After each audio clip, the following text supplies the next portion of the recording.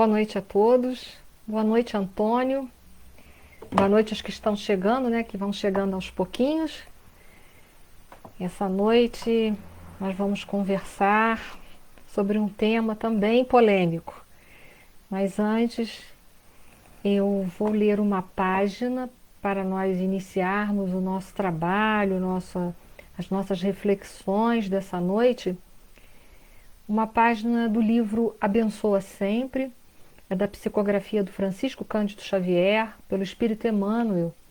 A mensagem é intitulada Confia e Serve.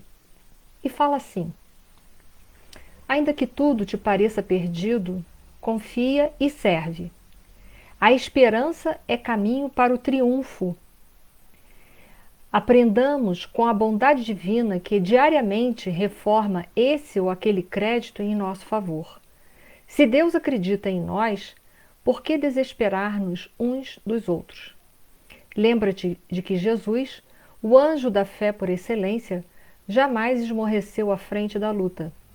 Amigos timoratos e insultado, não rogou do céu castigo e reprimendas para quantos lhe flagelavam o coração.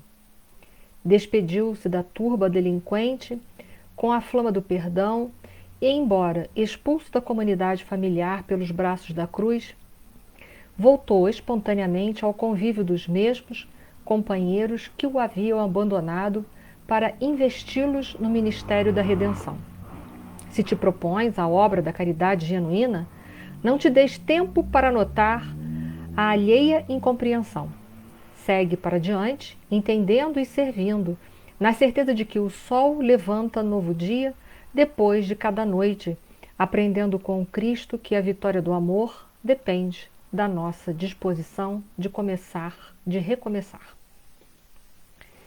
Bom, mais uma vez, boa noite aos que estão chegando. Boa noite a José Carlos, a Leida, a Viviane. Obrigada. E nós vamos fazer a nossa prece e em seguida eu vou dar o tema da nossa conversa, da nossa reflexão dessa noite. Senhor Deus, que é o nosso Pai, um Pai de amor infinito e de infinita misericórdia. Jesus, que é o nosso Mestre, é o nosso modelo e o nosso guia. E também aos bondosos amigos espirituais que nos protegem, que nos guiam, que são os nossos anjos de guarda ou nossos mentores espirituais, que possamos, nesse instante, que vocês possam nos ajudar, se nós assim merecermos, a potencializar essas preces para que ela possa envolver o nosso planeta azul num clima de paz, de amor e de fraternidade. Que nossa pequenina oração, unida a tantas outras, possa ajudar no restabelecimento do equilíbrio do nosso planeta. E que a nossa prece, a nossa súplica, possa atingir a todos aqueles que neste momento passam pelos nossos pensamentos e são motivos das nossas preocupações. Que eles possam ser envolvidos de paz, de amor e de esperanças, tanto quanto nós desejamos também este bem e esse benefício em nossa vida. Gratidão pela vida, pelas provas e expiações. Gratidão, Senhor Deus, por ter nos enviado o Mestre Jesus há mais de 2000 anos e que Ele tenha deixado para nós tanto material de reflexão para nós podermos modificar a nossa vida e sairmos dos ciclos reencarnatórios de dor. Gratidão eterna, fica conosco, hoje, agora e sempre. Gratidão. Bom, boa noite mais uma vez a todos. Nosso assunto dessa noite é um assunto também polêmico. Ele se encontra no Evangelho de Mateus, Marcos e Lucas e foi intitulado como A Tentação de Jesus. A Tentação de Jesus no Deserto, também como é conhecida por alguns. E nós vamos essa noite, através do estudo, de referências bibliográficas, nós vamos levantar algumas reflexões para sabermos, em verdade, se é possível que nosso Senhor Jesus Cristo realmente tenha, em algum momento da sua vida, da sua passagem aqui no nosso planeta, quando esteve reencarnado, se ele poderia verdadeiramente ter sofrido qualquer tipo de tentação? E se sim, e se não, nós vamos responder essa pergunta com as nossas reflexões e vamos também, com as nossas reflexões, tentarmos extrair dessa passagem alguns ensinamentos que possam ser de suma importância para o nosso processo de evolução. Como eu disse para vocês, essa passagem foi narrada em Mateus, em Marcos e Lucas, nos evangelhos sinóticos. Nós vamos ler a passagem de Mateus, que é a passagem que mais nós vamos nos prender, e depois nós vamos fazer umas reflexões, e se vocês quiserem, eu novamente poderei deixar todas as fontes bibliográficas, as fontes que eu consultei, para chegar às conclusões que nós chegaremos até o fim, ok? Então vamos lá, vamos ler a passagem de Mateus. Mateus capítulo 4, versículo de 1 a 11. Diz assim: Então Jesus foi conduzido pelo Espírito ao deserto para ser tentado pelo diabo. Após ter jejuado 40 dias e 40 noites, teve fome. Aproximando-se o tentador, lhe disse: Se és filho de Deus, diz para que estas pedras se tornem pães. Ele, Jesus, respondendo-lhe, disse: Está escrito, não somente de pão viverá o homem, mas de toda palavra que sai da boca de Deus. Então o diabo o levou à cidade santa, o colocou sobre o pináculo do templo e lhe disse: Se és filho de Deus, lança-te para baixo, pois está escrito: Ele, que é Deus, dará ordens aos seus anjos a teu respeito, e sobre as mãos irão te suster, para que não tropeces em nenhuma pedra. Jesus lhe disse: Novamente está escrito: Não tentarás ao Senhor teu Deus.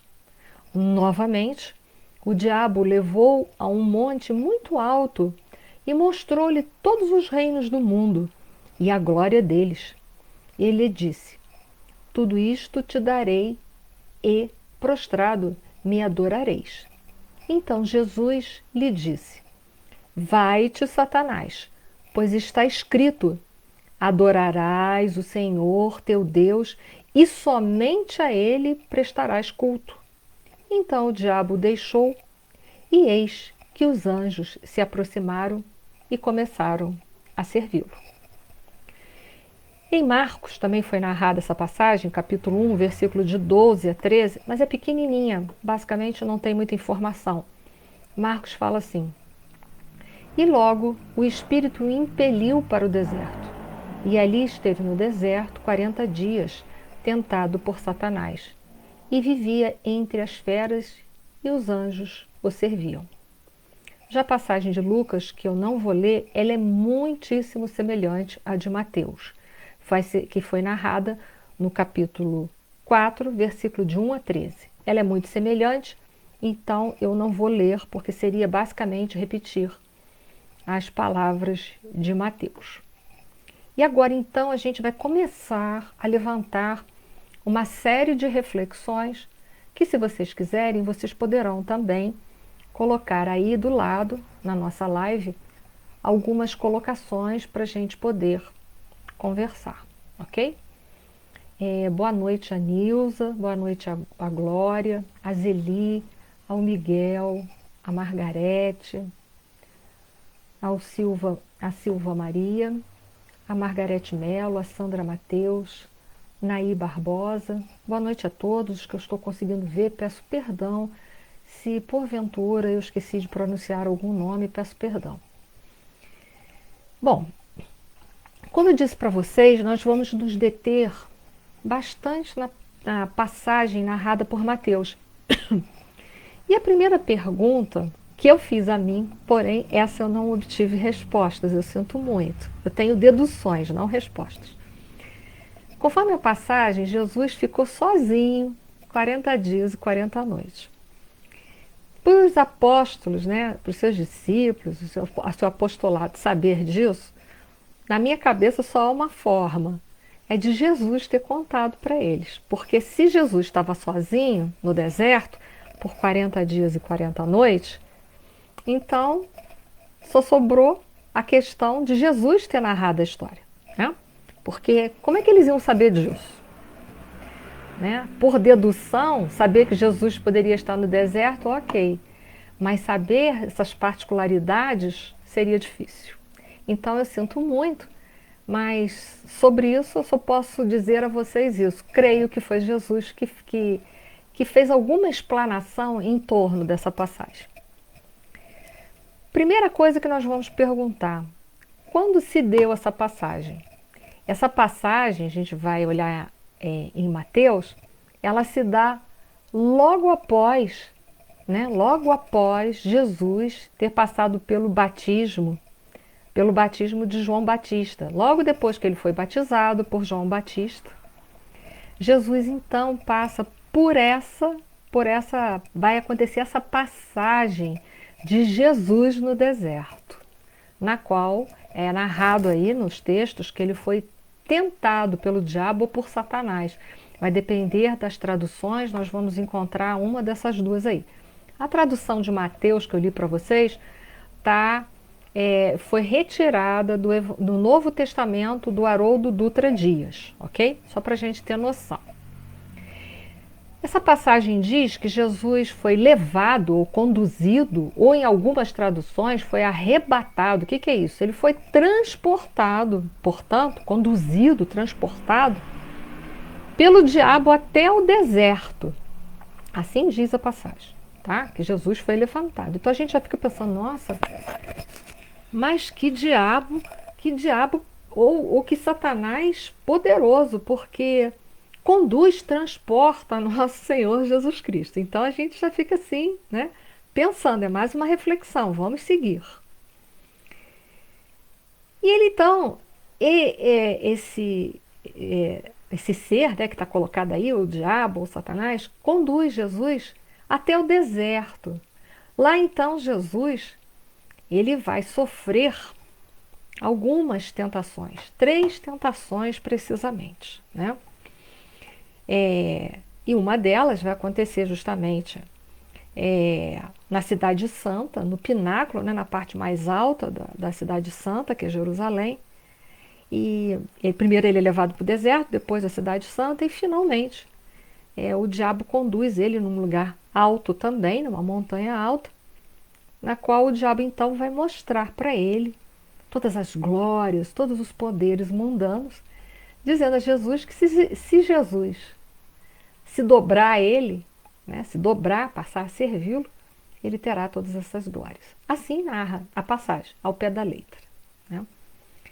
Vou dar mais uma boa noite a algumas pessoas aqui que estão chegando. A Margarete eu já dei, né? A Margarete Melo, a Sandra Mateus, Naí Barbosa, Cláudia Serenário, boa noite mais uma vez. A Sônia Maria, Soninha, ô Soninha, boa noite, que bom te ver aqui, é sempre uma alegria poder te ver. Muito bem, então vamos continuar as nossas reflexões. Ele foi conduzido pelo Satanás ou pelo diabo, vai depender das traduções, até o deserto. Nós sabemos que o deserto é uma região estéril, uma região árida. E precisamente, conforme o Novo Dicionário da Bíblia, de Douglas, ele diz que ficava situado, a referência é a planície do Jordão e do Mar Morto. Então, esse deserto fica situado nesta região. Muito bem, então Jesus foi levado para um lugar totalmente, né, árido, sem vida, sem nada, um lugar estéril, segundo a passagem.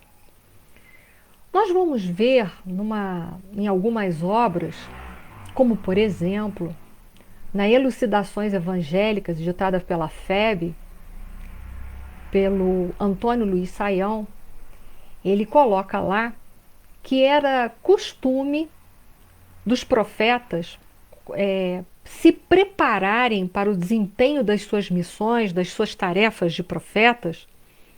Eles eles se dirigirem para o deserto e lá permanecerem durante 40 dias e 40 noites em prece e em jejum. E nós vamos ver que tem um vídeo do Severino, né? Celestino, que depois, se quiser, eu passo para vocês também. Ele vai dar aval à mesma situação. Ele vai dizer que o rei Davi, o profeta Moisés, Elias e o próprio Jesus, todos eles foram conduzidos também, era costume, eles serem conduzidos para o deserto, para se prepararem para as missões que eles teriam que vir a assumir futuramente.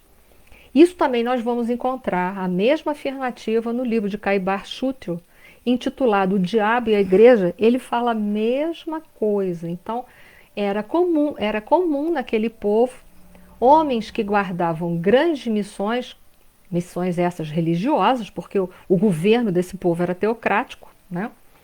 Eles se afastarem até o deserto e lá eles permanecerem em jejum e prece durante 40 dias para se prepararem para toda a sua missão. Ok? Então é comum isso naquele povo.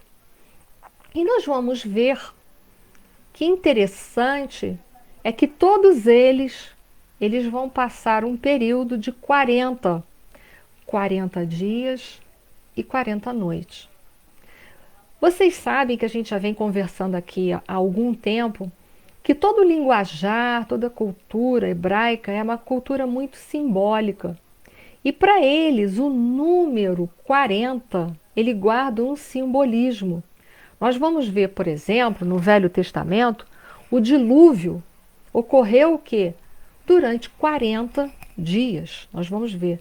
Jesus, quando foi para o Monte Sinai para receber as tábuas da lei, ele ficou o quê? 40 dias. O povo, depois que saiu da escravidão do Egito, ele vai passar 40 anos no deserto. Nós vamos ver que Davi, Salomão, eles também eles reinaram por 40 anos. Bom, vamos finalizar a nossa história. O número 40 para essa comunidade, para essa cultura, ele tem o simbolismo do sofrimento, da provação.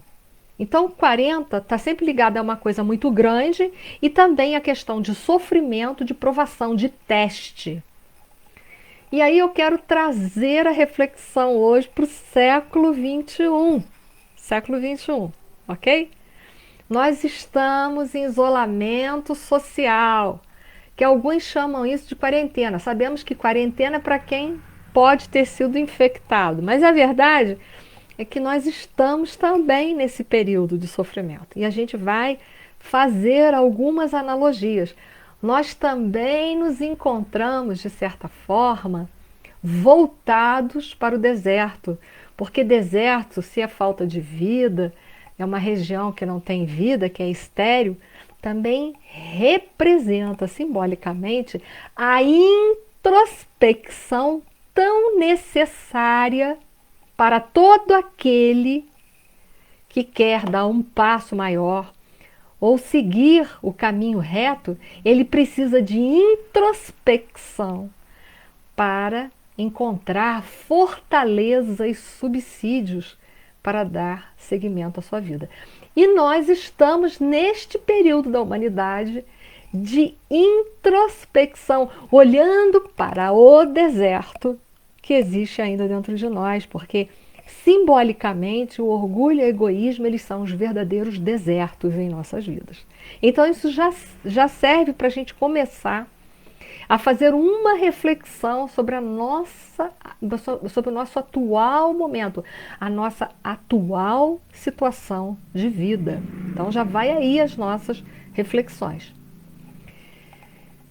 Nós vamos ver que após então, supostamente, o diabo ou Satanás ter levado Jesus para o deserto, e lá, né, ele tenta, né, de alguma forma, fazer o quê?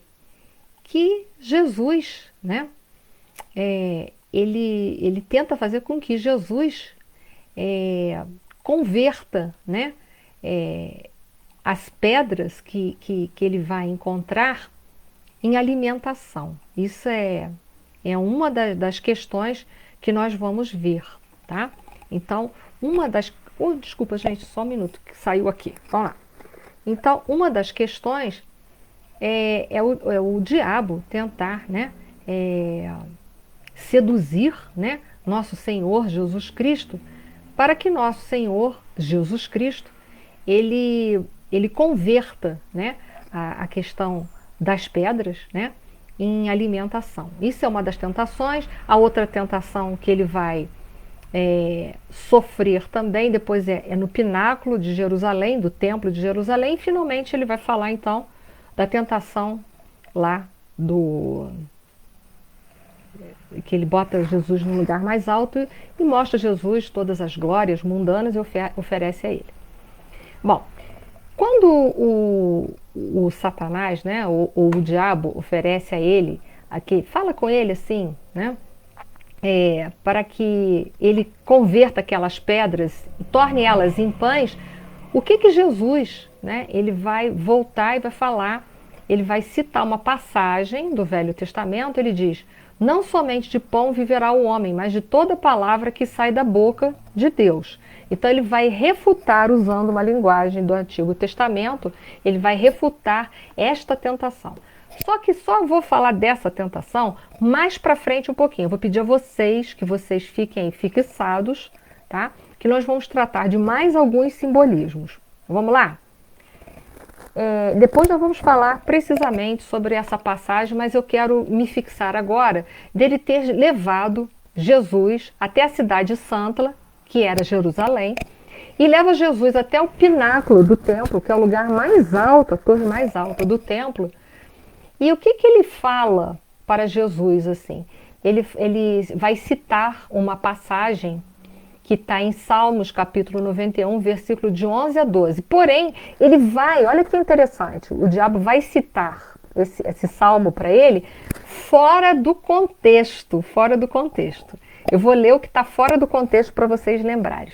Pois está escrito: ele dará ordens aos seus anjos a teu respeito, e sobre as mãos irão te suster para que não tropeces em nenhuma pedra. Essa é a ordem que o diabo dá, mas está fora do contexto. Porque o Salmos verdadeiro eu vou ler para vocês. O verdadeiro está escrito assim: porque aos seus anjos dará ordem a teu respeito para te guardarem em todos os teus caminhos. Eles te sustentarão nas suas mãos para que não tropeces com teu pé em nenhuma pedra. Bom, eu vou dizer para vocês qual é a diferença. O Satanás está dizendo assim para Jesus: olha, tá vendo esse lugar mais alto do pináculo? Se Jesus se jogasse lá de cima, ninguém sobreviveria. Então ele diz: se joga daí que aí Deus vai mandar os anjos para te socorrer e não vai te acontecer nada. Já a passagem dos Salmos, que eu li para vocês, que é a real, que está dentro do contexto, está dizendo que todo aquele que anda no caminho reto, Deus enviará ordens para que os anjos o protejam, de forma que a gente não venha cair, né, em tentações ou tropeçar nas pedras que estiverem ao nosso caminho. Então são duas coisas diferentes. Ele cita de uma forma ele desvirtua os Salmos.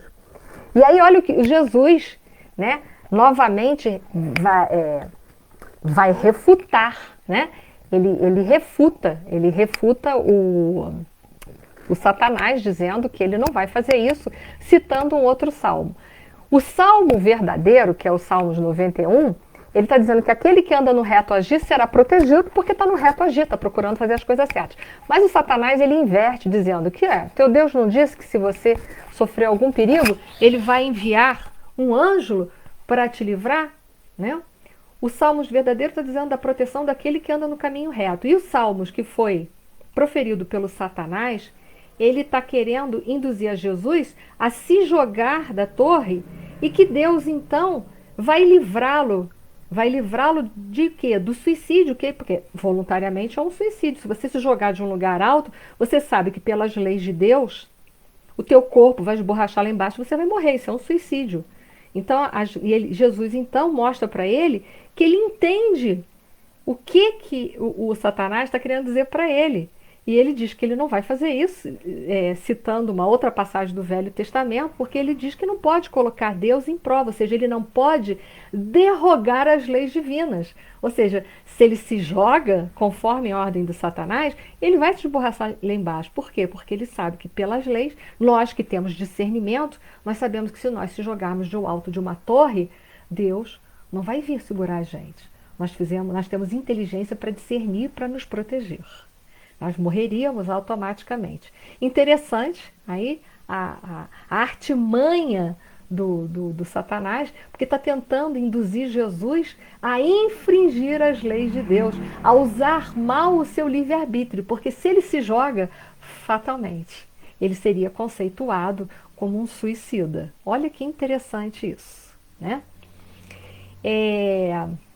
Então, por isso que Jesus, né, ele vai citar. E é interessante o Satanás levar ele para o pináculo da igreja, isso é muito interessante também, porque não sei se vocês sabem, mas para tradições judaicas, considerava Israel e precisamente Jerusalém como a luz do mundo. Então, justamente, ele leva Jesus para ser tentado num lugar que é referência às questões das leis de Deus, é uma referência, é um ponto de referência, é um ponto espiritualizado, e ele tenta ali enganar Jesus citando salmos de forma diferente para ver se Jesus não discerniria a realidade e infringiria as leis de Deus. Muito interessante essa tentação, né? Porque isso na doutrina espírita nós diríamos que é uma má influência de um espírito pseudo-sábio, porque um pseudo-sábio ele procura articular a verdade de forma bem inteligente para tentar ver se a gente não percebe as nuances da malícia e das infrações das leis. Então, olha que interessante essa passagem, né? E finalmente, né, Jesus então, o diabo vê que Jesus refuta, porque dá a ele uma resposta categórica, né? Exatamente, ele refuta. O que Jesus responde a ele assim? Ele responde o seguinte, eu estou procurando aqui a passagem, desculpa, gente. Jesus lhe diz novamente, está escrito, não tentarás o Senhor teu Deus. O que significa não tentarás? Que nós não podemos infringir as leis de Deus. As leis de Deus diz, se eu me jogar do alto de um prédio, eu fatalmente morrerei. O que é isso? É suicídio. Então é mau uso do livre-arbítrio, é uma infração das leis de Deus. Então, o Satanás ali, ele não ganha campo, como ele não ganha ponto, o que ele faz? Ele leva Jesus até uma montanha bem alta e mostra todos os reinos, todas as glórias humanas, que é o poder, o domínio sobre a vida das outras pessoas, tudo coisas que agradam, poder material, todas as riquezas, as seduções da vida material, ele mostra para Jesus, tentando ver se Jesus aceita isso. Mas Jesus, novamente, ele vai refutar. O que Jesus vai fazer? Ele refuta, ele diz então para o diabo, vai-te, Satanás, porque está escrito, adorarás o Senhor teu Deus e somente a ele prestará culto. Ou seja, mostra para que ninguém pode o quê? Servir a dois senhores. Bom, então vamos lá. A questão agora é a gente entender.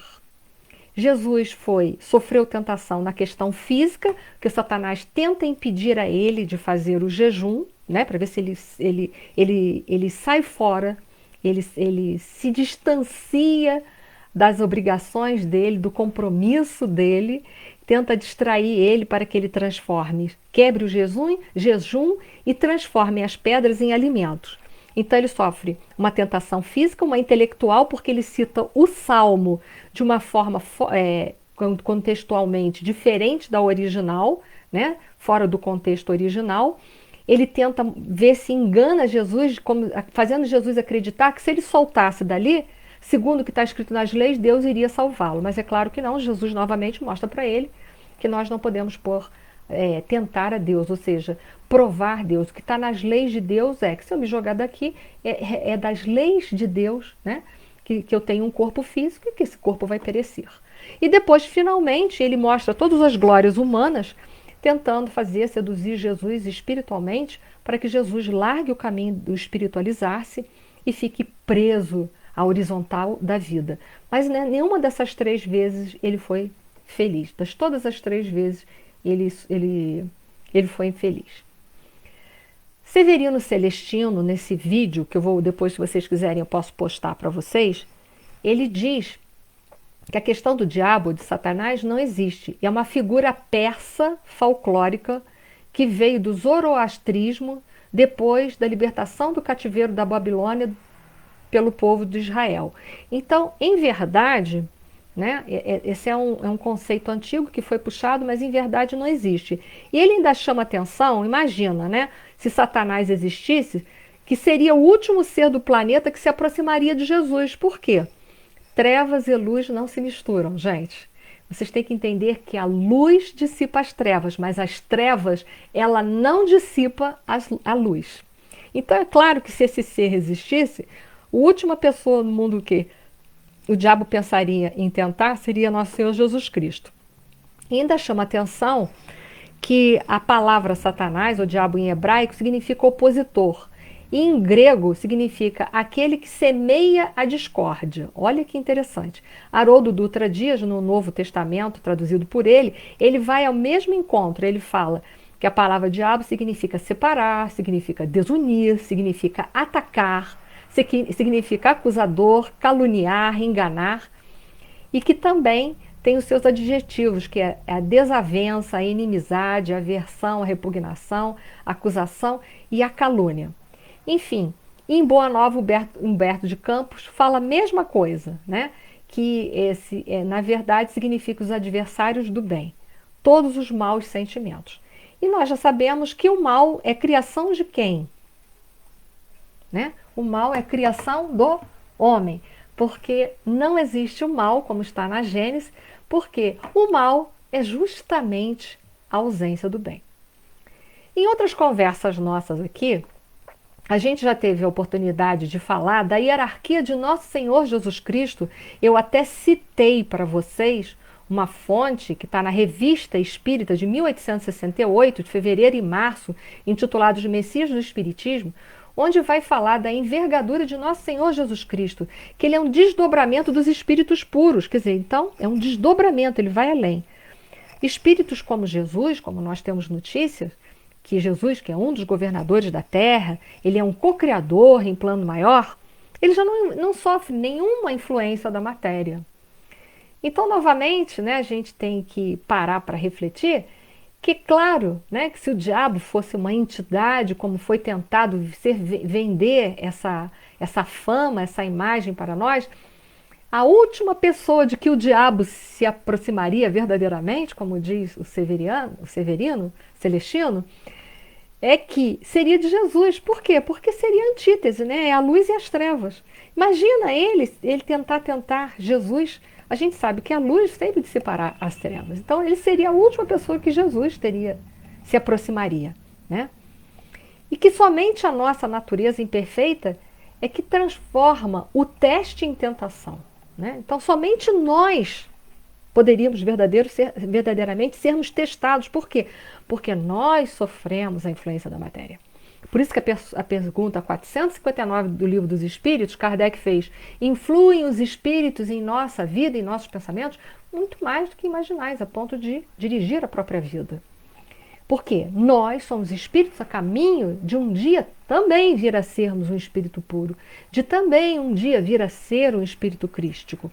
Ou seja, espíritos puros e crísticos não sofrem mais nenhuma influência da matéria. Então nós sim, nós estamos num patamar existencial que nós poderíamos sofrer tentações. E nós precisamos de testes também. Mas nosso Senhor Jesus Cristo é um espírito de uma envergadura que vai muito mais além. Então, sobre essa passagem, para a gente buscar reforço de que Jesus, é uma incoerência Jesus ter sofrido todo e qualquer tipo de tentação pela envergadura espiritual de nosso Senhor Jesus Cristo, eu fui buscar mais subsídios nas obras básicas para ficar claro em relação a isso. Porque eu já vi muitos espíritas virem me perguntar sobre essa passagem, aí fica falando que Jesus tinha um lado humano. Jesus não tinha. nenhuma influência da matéria. Então ele não tinha esse lado humano, ele já tinha superado todas as vicissitudes humanas, né? Então eu fui buscar em A Gênese de Allan Kardec, capítulo 15, item 52 e 53, precisamente 53, que é o que eu vou falar, que fala justamente sobre o nosso assunto dessa noite, a tentação de Jesus. E olha o que Kardec vai falar para a gente. Jesus não foi arrebatado, ou seja, levado. Imagina que um espírito de uma envergadura tão inferior poderia levar Jesus, arrastar Jesus para algum lugar, né? Jesus não foi arrebatado. Ele apenas quis fazer que os homens compreendessem que a humanidade se acha sujeita a falir e que deve estar sempre em guarda contra as más inspirações a que, pela sua natureza fraca, porque nós somos espíritos imperfeitos, nós temos uma natureza fraca, é impelida a ceder. A tentação de Jesus é, pois, uma figura e fora preciso ser cego para tomá-la ao pé da letra. Como pretendereis que o Messias, o Verbo de Deus encarnado, tenha estado submetido por algum tempo, embora muito curto que fosse este tempo, às sugestões do demônio e que, como diz o Evangelho de Lucas, o demônio o houvesse deixado por algum tempo, o que daria a supor que Cristo continuou submetido ao poder daquela entidade. Então, é claro, gente, que não, né? Mas então, quais os ensinamentos que nós podemos extrair das 3 tentações que Jesus não sofreu, mas que nós seríamos passíveis hoje de sofrer as tentações? Então é isso que nós vamos buscar, provando por A mais B que Jesus não sofreu tentação nenhuma. Nós agora vamos procurar extrair das 3 tentações ensinamentos para a nossa vida, porque é isso, em verdade, que nós estamos procurando aqui. Vamos lá? Vocês vão me ajudar, né? Primeira tentação. Jesus foi transportado para o deserto, correto? E lá o diabo falou assim: se tu és o filho de Deus, manda que essas pedras se tornem pães. E aí Jesus, né, refutou, respondeu a Satanás: está escrito, nem só de pão viverá o homem, mas de toda palavra que sai da boca de Deus. Isso foi do Antigo Testamento, Deuteronômio, capítulo 8, versículo 3. Ele volta às Escrituras para responder. O que Jesus está dizendo aqui? Que é muito mais importante o alimento espiritual do que o alimento material. Isso é uma das questões que ele responde para o diabo, né? Ou seja, é muito mais importante nós satisfazermos e procurarmos satisfazermos as nossas fomes espirituais, que são essas que poderão verdadeiramente nos tornar saciados e plenos. Então ele está mostrando que nós temos que ter uma ascendência, o espírito precisa buscar a ascendência do espírito sobre a matéria, que é o que nosso Senhor Jesus Cristo, na categoria de um espírito crístico, já alcançou, mas mostrando para nós que nós também precisamos alcançar. A questão ali, dizem alguns estudiosos, como o comentário do uso do Antigo e Novo Testamento, pelo Billy e pelo Carson, eles dizem que a questão, no entanto, é que o diabo está pedindo a Jesus que interrompa o seu jejum, use seus poderes divinos unicamente em causa própria, né? E demonstre que não está disposto, né, a depender do Pai Celestial no tocante à força de que precisa. Ou seja, o que ele está mostrando ali? Né? Está tentando mostrar que muitas vezes nós seremos tentados no nosso caminho a interromper alguns dos jejuns que nós viermos a ter que fazer. Porque o jejum aqui tem que ser entendido num amplo aspecto. Jejum no sentido de nos abstermos do mal, jejum no sentido de abstermos do nosso egoísmo, do nosso orgulho, da nossa violência interna. E ali ele justamente ele é tentado, ele tenta fazer com que ele interrompa o seu jejum e se lance e faça, e utilize todos os poderes de Deus, peça a Deus que converta as pedras em pães para alimentar, para saciar os seus instintos materiais. Então isso transportando hoje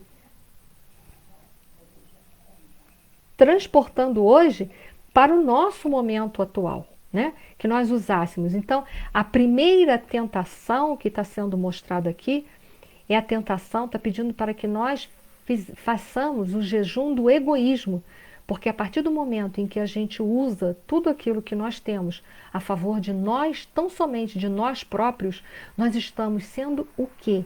Egoístas. Usar todos os nossos talentos, todas as nossas forças, tão somente em prol e na nossa direção, é viver encarcerado dentro do nosso próprio egoísmo. Então, a primeira tentação, ela vem falar para nós da importância de nós trabalharmos o nosso egoísmo, que deixa o amor encarcerado dentro de nós mesmos, que faz com que a gente só queira receber e não queira também compartilhar. Por isso é muito oportuno hoje, nesse momento que nós estamos vivendo, em que nós estamos vendo que muitas pessoas não estão se resguardando o suficiente em meio a essa pandemia, acreditando muitas vezes, por ignorância, que tudo isso não é necessário, ou então que não vão fazer porque isso é uma bobagem, né?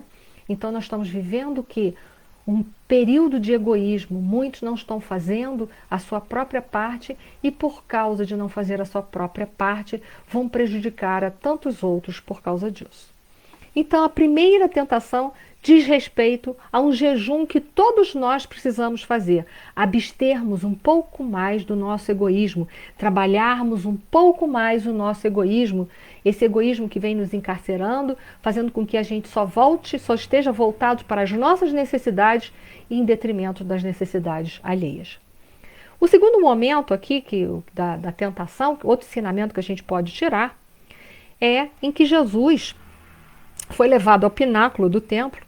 E aí o Satanás diz assim para Jesus: se tu és o Filho de Deus, lança-te daqui para baixo, porque está escrito. E a gente sabe que ele citou o Salmo de forma errada, né? Que aos seus anjos dará ordens a teu respeito, e tomar-te-ão nas mãos, para que nunca tropeces com o teu pé em pedra alguma. O fato que ele já distorce para justamente fazer o quê? Ele distorce os salmos na tentação, na tentativa de fazer com que Jesus quebrasse uma das leis de Deus. E aí Jesus, o que Jesus responde para ele? Não tentarás o Senhor teu Deus. Isso está em Deuteronômio, capítulo 6, versículo 16, né? Mostrando que uma coisa é nós procurarmos andar no caminho reto e pedirmos uma ajuda a Deus, nós estaremos resguardados porque estaremos procurando andar no reto agir, no reto caminho. E a outra coisa é a gente infringir as leis de Deus e dar ordens para Deus para que o mal não nos aconteça. Quer dizer, se eu me atiro da torre, que é o ponto ali em questão, é claro que pelas leis de Deus, nós sabemos que esse corpo aqui, ele viria sofrer avarias, né? Ele seria danificado a ponto até de nós perdermos a própria vida. E o nome disso é suicídio. Então, a outra tentação, ela está relacionada, né, à vaidade. Por quê? Pedir a Deus que nos salve de nos jogarmos de algum lugar, isso é pedir a Deus que faça uma demonstração taumatúrgica ou dramática, que Jesus venha a fazer, que Deus venha a ter uma atitude conosco que não é condizente, é totalmente vaidosa. Então a segunda tentação, ela diz respeito à vaidade humana, a vaidade. Tem um pensamento que diz assim, que a vaidade paralisa a razão e o orgulho paralisa a emoção. É naquele instante ali, o que aquele espírito, né, que é figuradamente, está tentando fazer com Jesus? Fazer com que Jesus ele não pare para pensar que isso seria uma infração das leis de Deus. Deus não abriria nenhuma exceção salvando ele, porque ele estaria infringindo, ele seria um infrator da lei. E nos é dado inteligência para compreender isso, né? E aí, finalmente, o Satanás leva Jesus, né, a uma montanha muito grande, mostrando todas as glórias mundanas, todos os poderes mundanos, os poderes das coisas materiais, os poderes sobre as pessoas. E Jesus, novamente, refuta ele e diz: vai-te, Satanás, porque está escrito: ao Senhor teu Deus adorarás, e só a ele servirá. Isso está em Deuteronômio capítulo 6, versículo 13. Né? Deus mantém, né, essa passagem. É interessante a gente entender que ele oferece o poder mundano para Jesus. Mas o que Jesus responde? Que ninguém, em verdade, pode servir a dois senhores, porque servindo a um, desagradará ao outro. Então, a terceira tentação, ela diz respeito ao nosso orgulho de querermos, de acreditarmos que nós somos melhores do que todas as outras pessoas. Então, a terceira tentação, ela diz respeito ao nosso trabalho, do nosso orgulho. Muito bem. Opa, pulei aqui. Muito bem, gente. Numa visão psicológica, o que mais que nós poderíamos tirar de ensinamentos dessas passagens da tentação? Que nós vimos que nós poderíamos tirar a questão do egoísmo, né, de trabalharmos sempre em prol a nós mesmos, as nossas próprias necessidades, usar os nossos talentos só para nós mesmos. O segunda tentação, a gente viu da vaidade, né? Acreditarmos que nós podemos fazer de tudo e que quisermos, que Deus sempre estará pronto a nos servir e a nos libertar das nossas decisões, que muitas vezes são insanas.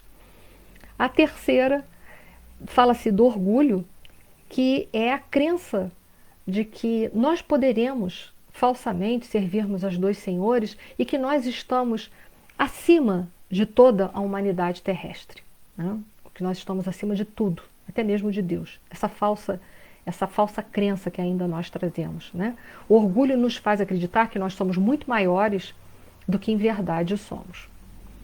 Uma visão psicológica que nós poderíamos também prestarmos a essa passagem, nós podemos retirar do livro Visão Psicológica, a Sublime Oração de Francisco de Assis, do Alírio Cerqueira Filho, em que ele estuda a mesma passagem, essa passagem da tentação de Jesus, também extraindo daí alguns ensinamentos psicológicos para nós.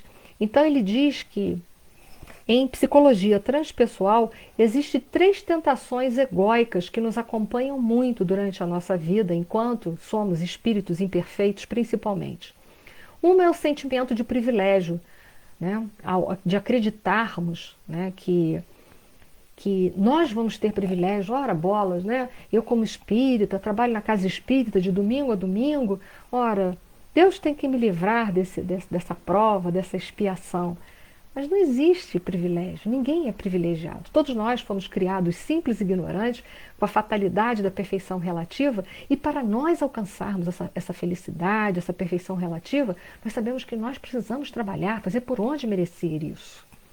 Ele diz que uma outra tentação egóica é o sentimento de superficialidade que nós vivemos.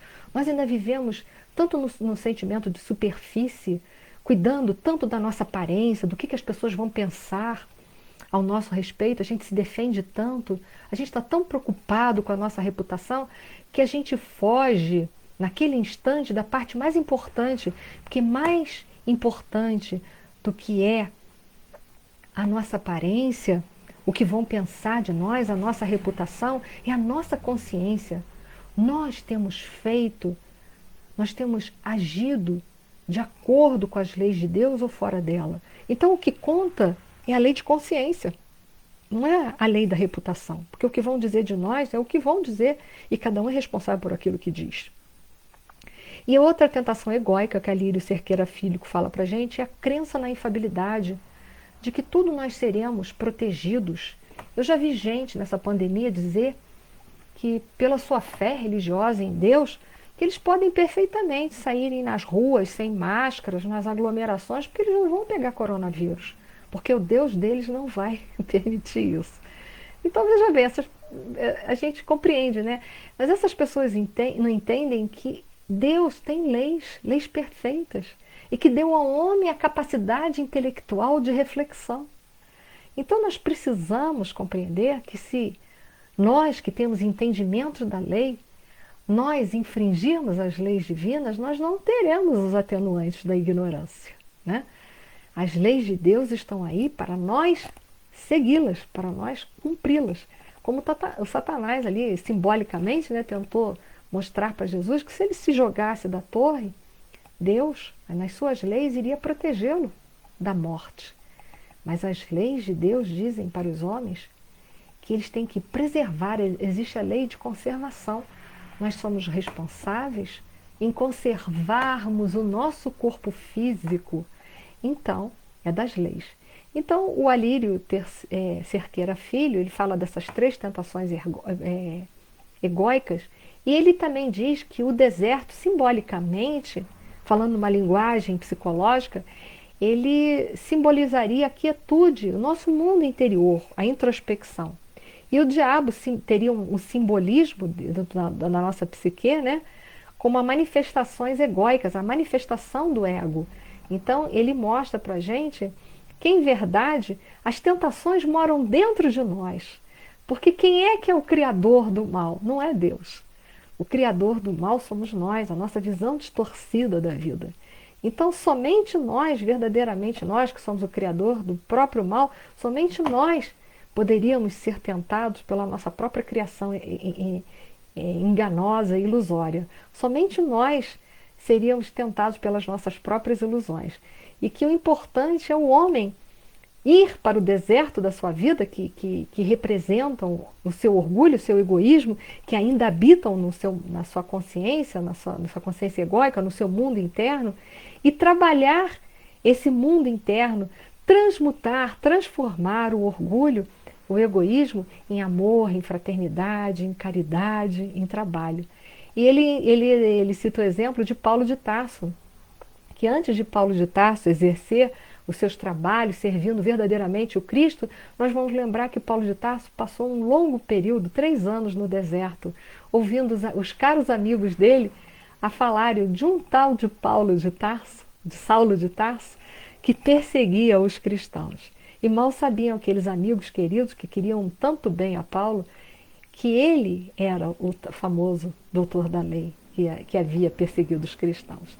Então Paulo de Tarso precisou passar 3 anos no deserto dele mesmo, ouvindo as verdades a respeito do seu orgulho, da sua vaidade, do seu egoísmo, para que ele pudesse despertar, para que ele pudesse sair de dentro de si próprio e fazer todo o trabalho de amor dele.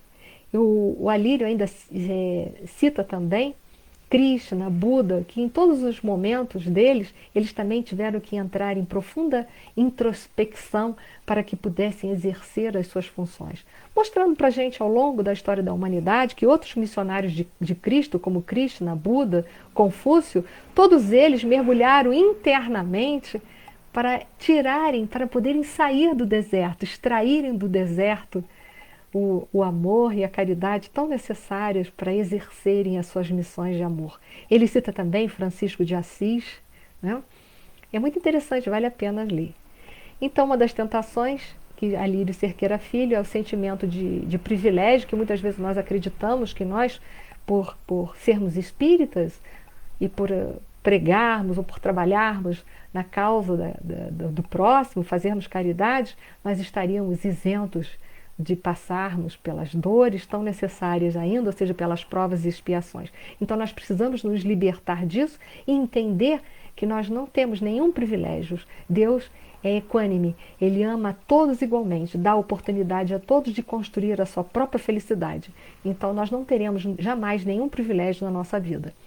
A segunda tentação egóica é a superficialidade, que a gente já viu, que a gente ainda vive muito voltados para as aparências, para a questão do que vão falar a nosso respeito, da nossa reputação, e que nós precisamos trabalhar os valores eternos dentro de nós e trabalharmos de acordo com a consciência, e é lá que está escrito as leis de Deus. Então temos que trabalhar nesse ponto. Se ninguém enxergar, a gente aguarda, entendendo que um dia também a gente precisou da paciência do outro para a compreensão. E finalmente a terceira tentação egóica é a infabilidade. É acreditar que nós somos representantes da verdade, nós estamos acima de todos e que a espiritualidade está ao nosso serviço. O que nós pedirmos à espiritualidade tem que vir imediatamente resolver.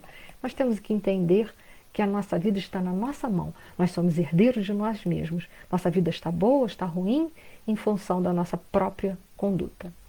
Finalizando os ensinamentos dessa noite, essa passagem de Jesus no deserto, que, como eu disse para vocês, era comum aos profetas da época irem para o deserto para refletirem, para jejuarem, para se fortalecerem, preparar-se melhor para toda a sua missão, a missão que eles teriam que cumprir junto ao povo.